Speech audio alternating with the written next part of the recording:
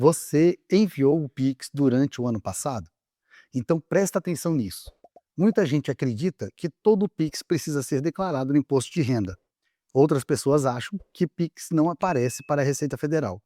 E as duas coisas estão erradas. Dependendo da situação, o Pix precisa sim aparecer na sua declaração. E se você não declarar corretamente, pode acabar caindo na malha fina da Receita Federal. Se você não me conhece, eu sou o Antony e você está no canal Diz aí Contador. Aqui eu explico contabilidade, imposto de renda e empreendedorismo de forma simples e direta ao ponto. Então já aproveita agora, se inscreve no canal, deixa o seu like nesse vídeo e ativa o sininho, porque sempre tem conteúdo aqui que pode te ajudar a evitar problemas com a Receita Federal e pagar menos imposto da forma legal. Agora vamos entender como funciona o Pix no imposto de renda e principalmente quando ele precisa aparecer na sua declaração.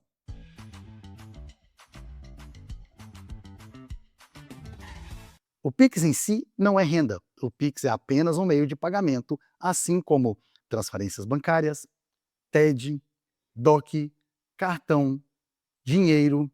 Ou seja, o que importa para a Receita Federal não é o Pix, o que importa é a origem do dinheiro. Por exemplo, se alguém te manda um Pix de R$ 100 para dividir uma conta de restaurante, isso não é renda e não precisa ser declarado. Agora vamos ver situações em que o Pix precisa aparecer na sua declaração. Se você recebe Pix como pagamento por trabalho ou prestação de serviço, isso é renda tributável. Por exemplo, um profissional autônomo, um freelancer, um prestador de serviço, profissionais liberais, veterinários, psicólogos, médicos, enfim, consultores também, enfim. Se o cliente pagou por Pix, esse valor faz parte da sua renda e precisa ser declarado. Não importa se o pagamento foi por Pix, por transferência, por dinheiro, a renda continua existindo. Pix de clientes para autônomos. Esse é um ponto muito importante. Se você trabalha como autônomo e recebe muitos Pix, o ideal é declarar esse valor mensalmente através do Carnê-Leão. O Carnê-Leão é utilizado quando você recebe uma renda de pessoa física. Por exemplo, consultas, atendimentos, serviços prestados diretamente para pessoas. Depois, esses valores são importados para a declaração anual do imposto de renda. Se você não viu, eu tenho um vídeo falando sobre também. Procura aqui no meu canal. Pix entre familiares. Outra situação muito comum. Pix entre familiares, por exemplo, pais enviando dinheiro para filhos, filhos ajudando os pais, ou transferências entre cônjuges. Nesses casos, normalmente não é renda. Pode ser apenas uma transferência de recurso ou uma ajuda familiar.